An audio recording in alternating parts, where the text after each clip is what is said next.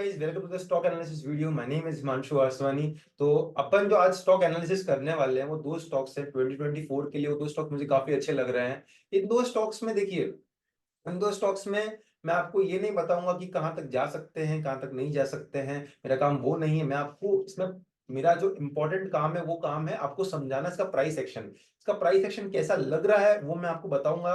और इसमें मैं आपको दो स्टॉक्स जो पहले मैंने दिए थे कभी, वहां पे उसको मैं साथ में एनालिसिस करके बताऊंगा कि कैसे कंसोलिडेशन में जो एक ब्रेकआउट आता है ना, वो कितना बेस्ट हो सकता है। उसमें अपन मैक्स टू मैक्स टारगेट कैसे ले सकते हैं, कैसे अपन एक प्रेडिक्शन कर सकते हैं वहां पे कि कितना बड़ा ये स्टॉक ब्रेकआउट दे सकता है अपन को। ये स्टॉक देखो, इसमें कोई हाई फंडू चीज नहीं है। आपको मतलब नॉर्मल इंसान भी समझ सकता है इन चीजों को।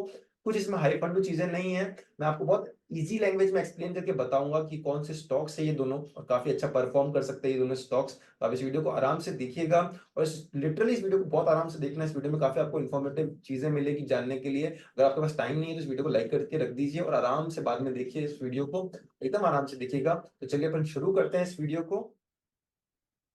चलिए गाइस, शुरू करते हैं इस वीडियो को। तो अपन इस वीडियो में समझेंगे कि आज का जो टॉपिक होने वाला, मैं आपको बता दिया क्या होगा, कि अपन कैसे दो स्टॉक्स जो है उनको कंपेयर करेंगे एक स्टॉक से। दोनों स्टॉक जो है वो पब्लिक सेक्टर स्टॉक्स हैं, और जिस स्टॉक से अपन कंपैरिजन करेंगे उस स्टॉक का, वो भी पब्लिक सेक्टर स्टॉक ही है। देखिए, ये अपना जो स्टॉक है वो नेशनल एल्यूमिनियम है। आपको स्क्रीन पे दिख रहा होगा, ये मैंने यहाँ पे लिखा है कि how to get big targets in stocks. अब देखिए, बिग टारगेट्स का मतलब क्या होता है। मैं यहाँ पर एज अ ट्रेडिंग तो मैं एक बार के लिए कम बात करूंगा, एज इन्वेस्टमेंट के लिए थोड़ा ज्यादा बात करूंगा, क्योंकि अपन को जो बिग टारगेट्स होते हैं, जैसे मैं बात करता हूँ 3x 4x 5x स्टॉक जब हो जाते हैं, काफी सारे स्टॉक्स हो भी गए हैं, ठीक है। आरईसी पीएफसी जैसे स्टॉक्स मैंने अपने टेलीग्राम चैनल पे बहुत टाइम पहले से दे रखे थे। पर आज ही, जैसे कि मैंने यहाँ पर आज ही चैनल में एक ऐसे अपनी कम्युनिटी में पोस्ट किया था। ये देखिए, ये मेरी अलग कम्युनिटी है। यहाँ पे टेलीग्राम चैनल में मैंने पोस्ट किया था कि share two stocks in my community.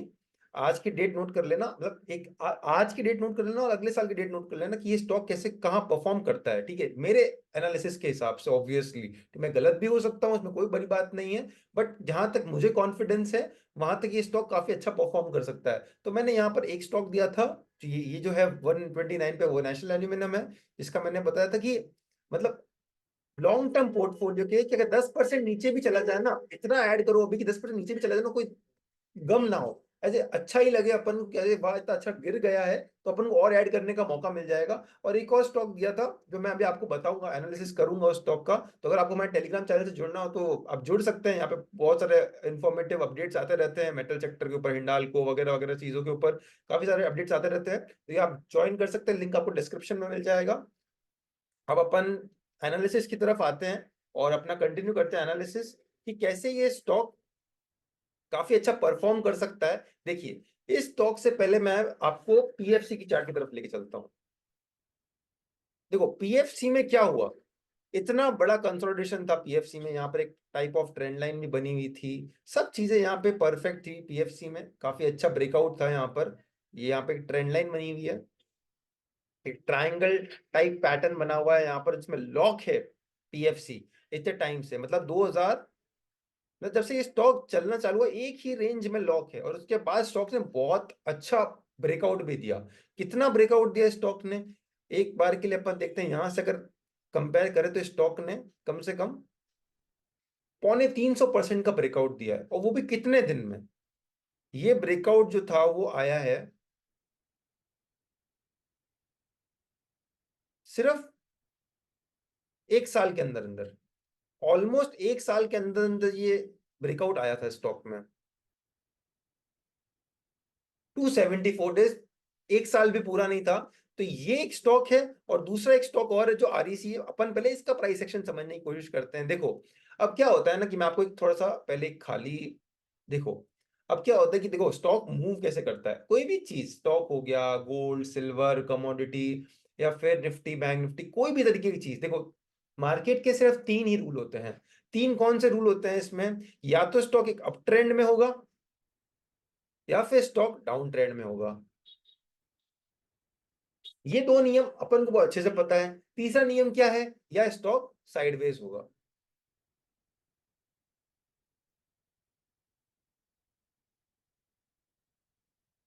अब देखिए यहाँ पे मैंने एक साइडवेज यहाँ पे किया है, एक साइडवेज यहाँ पे किया है। इसका मतलब क्या हुआ कि एक बार जब स्टॉक ऊपर जाता है, ठीक है, स्टॉक एक अप ट्रेंड में होता है, ठीक है, उसके बाद स्टॉक वापस साइडवेज मूवमेंट में आता है, उसके बाद एक डाउनफॉल भी स्टार्ट होता है। डाउनफॉल स्टार्ट होने के बाद क्या होता है, जब स्टॉक अपना एक लो बना देता है, उसके बाद वापस से साइडवेज मूवमेंट आ जाता है और उसके बाद वापस स्टॉक अप ट्रेंड में आ जाता है। तो ये पिक्चर चलती रहती है, ठीक है। अपन को ब्रेकआउट के लिए या ब्रेकडाउन के लिए क्या कैप्चर करना होता है, कौन सा लेवल्स इंपॉर्टेंट होते हैं, ये लेवल इंपॉर्टेंट होते हैं हमेशा। एक सेकेंड, हमेशा जो लेवल होते हैं ना, ये लेवल इंपॉर्टेंट होते हैं, इसको और इसको। अगर ये दोनों लेवल्स को अपन ने पकड़ना सीख लिया, मतलब या तो यहां से एक ब्रेक आउट का या फिर यहां से ब्रेक डाउन का, ये लेवल अपन ने पकड़ने सीख लिए, तो अपन एक स्टॉक में बड़े टारगेट भी अचीव करते हैं। तो आप हमेशा इतना याद रखना कि जितना बड़ा कंसोलिडेशन होता है उतना बड़ा ब्रेकआउट आता है, जितना बड़ा साइडवेज मूवमेंट होता है किसी भी चीज में, उतना ही बड़ा ब्रेक आउट या ब्रेक डाउन जरूर आता है उस चीज में। तो पीएफसी जैसा स्टॉक जो था, पीएफसी में इतने टाइम से कंसोलिडेशन चल रहा था। अपन मंथली के टाइम फ्रेम पे चलते हैं।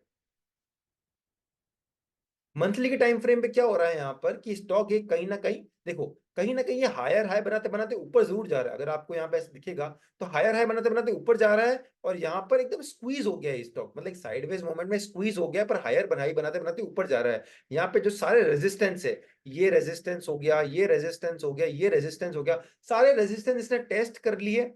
आखिरी में देखो अब यहाँ पे इस बार इस ट्रेंड लाइन तक भी नहीं आया, ये यहीं से वापस चल गया। क्यों ऐसा हुआ है यहाँ पर, देखिए यहाँ पे लो फॉर्म किया, लो फॉर्म करने के बाद वापस लो फॉर्म किया, यहाँ पर एक डबल बॉटम जैसा स्ट्रक्चर बना, और उसके बाद आराम से ये स्टॉक चल गया। यहाँ पर एक लास्ट बार एक डिमांड जोन के आसपास आया था, बट कहीं ना कहीं देखो, अगर आप ये देखोगे ना, तो स्टॉक एकदम स्क्वीज हो गया है यहाँ पर। अब यहाँ पर जब इतनी बुलिश कैंडल बनी है ना, अगर आप देखोगे तो कभी भी ये स्टॉक वापस हर बार ट्रेंड लाइन तक आया था, और कभी भी हर बार ट्रेंड लाइन आया था, इस बार ट्रेंड लाइन तक भी नहीं आया, और यहाँ पे काफी अच्छी बुलिश कैंडल पहले ही बना दी। अब अपने पास यहाँ और ट्रेंड लाइन के ऊपर ब्रेकआउट भी दे दिया। इस बार काफी अच्छा पॉइंट था, इतने साल का साइडवेज मोमेंटम था, तो कहीं ना कहीं स्टॉक में ब्रेकआउट आना, परफेक्टली ब्रेकआउट आना निश्चिंत था यहाँ पे। अब यहाँ पे पीएफसी देख लिया, अपन आरईसी भी देखते हैं। ये था REC, same to same picture है आरईसी में भी। यहाँ पे एक स्टॉक साइडवेज मोमेंटम में है, ये इसका साइडवेज, इस बॉक्स में ये स्टॉक अटका हुआ है। और कब से अटका हुआ है, स्टार्टिंग है 2009 2010 से स्टॉक में, मतलब 12-13 साल का कंसोलिडेशन है स्टॉक में। तो जब ब्रेकआउट देगा तब उतना उतना ही तेज ब्रेकआउट भी तो देगा वो स्टॉक। कितना अच्छा ब्रेकआउट दिया स्टॉक ने, ऑलमोस्ट 200% के आसपास का ब्रेकआउट दिया स्टॉक ने, काफी अच्छा। और इतना टाइम भी नहीं लगाया, अगर आप मंथली कैंडल देखोगे तो 1 2 3 4 5 6 7, 7 से 8 कैंडल में ही कम से कम 200%, 8 महीनों में 200% भाग गया ये स्टॉक। तो काफी अच्छे ब्रेकआउट थे। अब यही साइडवेज मूवमेंट देखो, मैंने आपको कहा था ना कि क्या तो स्टॉक ऊपर जाता है, इस साइडवेज मूवमेंट को कैप्चर करना, साइडवेज मूवमेंट के बाद जो एक ब्रेकआउट आता है ना, उसको कैप्चर करना ही प्राइस एक्शन का पार्ट है। अब देखो ये दो स्टॉक्स चले गए, ठीक है, इस इन दोनों स्टॉक्स में मूव दे दी, एंजॉय भी कर ली मूव, सब कुछ हो गया स्टॉक में। अब क्या, अब यहाँ पर एक स्टॉक और होता है जो कि मेटल सेक्टर का है और प्लस पीएससी सेक्टर का भी है, वो है नेशनल एल्यूमिनियम। अब मुझे एक बात बताओ कि ये स्टॉक और उन स्टॉक्स में क्या फर्क है। अभी ये स्टॉक आपको दिख रहा होगा कि ये स्टॉक अपने बहुत ज्यादा हाई पर है, बट आपको ये नहीं दिख रहा है कि ये स्टॉक वैसा का वैसा लॉक्ड है। देखिए ये स्टॉक वैसा का वैसा आरईसी पीएससी लॉक्ड है एक बॉक्स में। अब ये जो सेक्टर है, ये देखो है गवर्नमेंट कंपनी, ये पब्लिक सेक्टर कंपनी है, काफी अच्छी कंपनी है ये। अब ये जो इतना अच्छा खासा लॉक्ड है एक बॉक्स में, तो सोचो इसमें भी तो ब्रेकआउट आएगा ना। अगर आप देखोगे तो इस बार भी सेम टू सेम यही हुआ है, जैसे मैंने पीएफसी में बताया था, इस बार नीचे तक ही नहीं आया है ये। यहाँ पर एक ट्रेंड लाइन भी है, ये ट्रेंड लाइन ब्रेकआउट दिया, इस ट्रेंड लाइन का वापस रिटेस्ट करने आया, और उसके बाद वापस इस रेजिस्टेंस के आसपास वापस पहुंच गया है। इसको मैं लाल कर देता हूँ, ये रेजिस्टेंस के बाद वापस पहुंच गया है ये। अब देखिए अब यहाँ पर अपन को क्या करना है, यहाँ पे अपन को ऐसा नहीं, मैं देखो मैं ऐसा नहीं बोल रहा हूँ कि आपको हाथों हाथ ऐड करना है वगैरह वगैरह चीजें।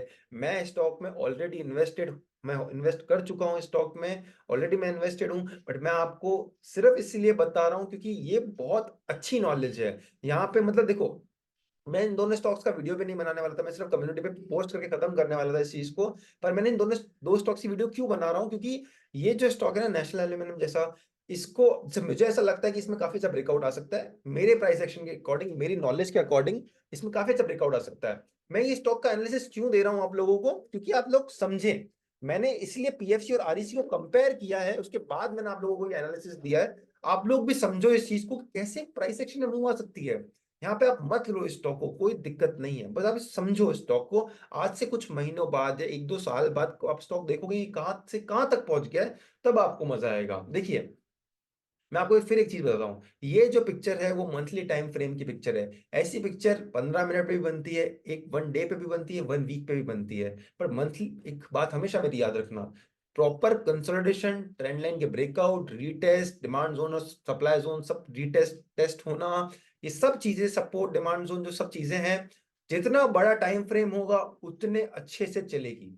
सब चीजें जितना बड़ा टाइम फ्रेम होगा उतनी अच्छे से चलेगी, ये बात मेरी हमेशा याद रखना।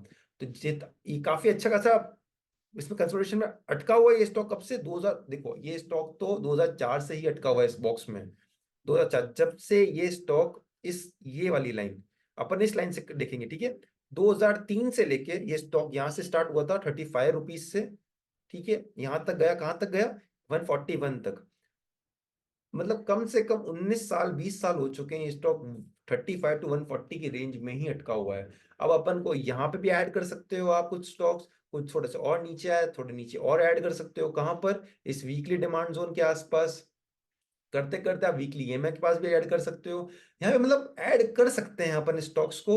और ये स्टॉक में अगर अपन सिर्फ पीएफसी और आरईसी जैसा एग्जांपल देखें, तो मेरे को आपको बताने की जरूरत भी नहीं है कि स्टॉक कहाँ तक अपना टारगेट हिट कर सकता है। अगर ये आराम से इतनी बड़ी भी रैली दे दे तो कोई दिक्कत नहीं है इसमें। देखो, मैं आपको एक, देखो, मैं यहाँ पर ये बताने के लिए नहीं आया हूँ कि आप पैसा डाल दो स्टॉक पे, पैसे कमा लो। मैं ये बताने के लिए बिल्कुल भी नहीं आया हूँ। मेरा सिर्फ मोटिव है आपको एनालिसिस के थ्रू बताना कि ये स्टॉक कितना अच्छा लग रहा है।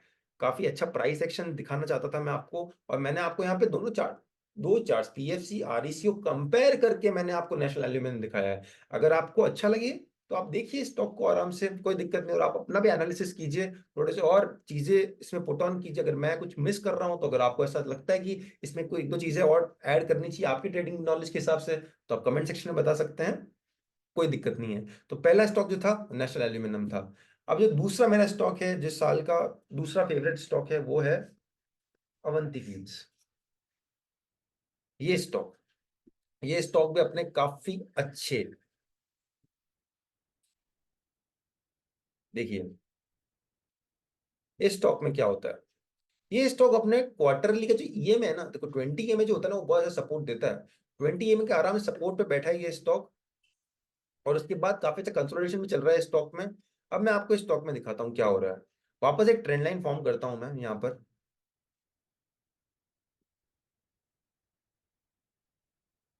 ये देखिए, ये स्टॉक की ट्रेंड लाइन है, कितनी लंबी ट्रेंड लाइन है, कितने टाइम से चल रही है ये ट्रेंड लाइन। अब यहाँ पर ही कहीं ना कहीं स्क्वीज हो जाएगी ये ट्रेंड लाइन। कहीं ना कहीं ये स्टॉक जो है वो स्क्वीज हो गई है। एक बहुत छोटी सी रेंज में यहाँ पे अटक चुका है ये स्टॉक, काफी छोटी सी रेंज में। वीकली टाइम फ्रेम पे चलते हैं तो वीकली ईएमए जो है ना अपना, वीकली 200 ईएमए, देखो कितना प्रॉपर स्ट्रक्चर है यहाँ पे। वीकली 200 ईएमए के आसपास अटका हुआ है। देखो, अगर आपको ट्रेड करना है ना स्टॉक में, तो ट्रेड तो कैसे होगा?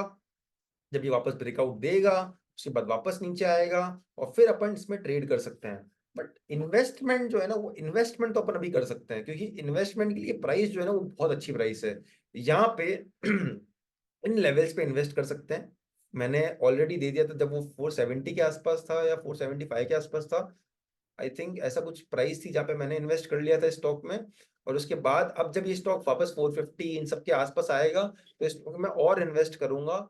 और इसके बाद जो टारगेट्स होंगे अपने, वो मिनिमम जो टारगेट होगा, मिनिमम टारगेट जो होगा वो होगा 223 का, सॉरी 45, 223 पॉइंट से 712 का। बट यहाँ पे भी इसको सेल करके कोई सेंस नहीं, क्योंकि मुझे ऐसा लगता है कि टारगेट और ऊपर तक जाएंगे आने वाले टाइम में।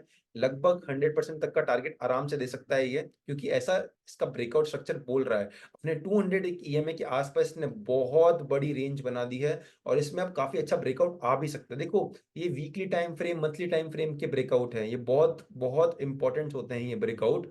ऐसे ही ब्रेकआउट जो होते हैं वो अच्छे रिटर्न्स देते हैं हमेशा। आप बहुत सारे स्टॉक्स, मतलब देखो, अगर आपने कहीं पे भी ये स्टॉक्स देखे हो ना, आप अडानी के स्टॉक्स मान लो या कोई भी स्टॉक्स आप देख रहे हो, आप देखो उन स्टॉक्स को, आपको खुद पता चलेगा। आप कंपेयर करना। मैं आपको यहाँ पे और सारे स्टॉक्स कंपेयर नहीं करके बताऊंगा, मैंने 2 स्टॉक्स कंपेयर करके बताए हैं आपको। आप खुद से कंपेयर करना और चार्ट देखो, चार्ट रोज देखना चालू करो। आता है, नहीं आता है, बट आप देखना चालू करो, आपको लिटरली अच्छा लगेगा चार्ट्स देखना। तो ये 2 स्टॉक्स है वो काफ़ी अच्छे लग रहे हैं अपने टाइम फ्रेम पे। जस्ट एनाल ये सिर्फ एनालिसिस था मेरी तरफ से। मैं यहाँ पे कोई आपको ऐसा नहीं बोल रहा हूँ कि यहाँ पे आप ले लो स्टॉक्स को, ऐसा कुछ भी नहीं बोल रहा हूँ, बट मैं आपको सिर्फ एनालिसिस शेयर कर रहा हूँ, क्योंकि मुझे ऐसा लगता है कि आज के टाइम पे ये सारी नॉलेज देना बहुत इंपॉर्टेंट है। और मुझे ऐसा लगता है कि कंपेयर करके जो नॉलेज देना होता है ना, वो हमेशा बहुत इंपॉर्टेंट होती है। तो 2024 के ये 2 स्टॉक्स बहुत अच्छे लग रहे हैं मुझे। तो ये 2 स्टॉक्स मेरी तरफ से हैं यहाँ पर। तो एंड करते हैं इस वीडियो को। तो अगर आपको इस वीडियो में नॉलेज मिला हो तो आप इस वीडियो को लाइक कर दीजिए। कमेंट कीजिए कि कैसा लगा आपको ये वीडियो, कॉफी और भी कौन से स्टॉक्स लगते हैं आपको, तो आप बताइए, मैं उस पर एनालिसिस कर सकता हूँ आप लोगों के लिए। और अगर आपको हमारे टेलीग्राम चैनल से जुड़ना हो तो लिंक आपको डिस्क्रिप्शन में मिल जाएगा। तो चलिए इस वीडियो को एंड करते हैं। Good night.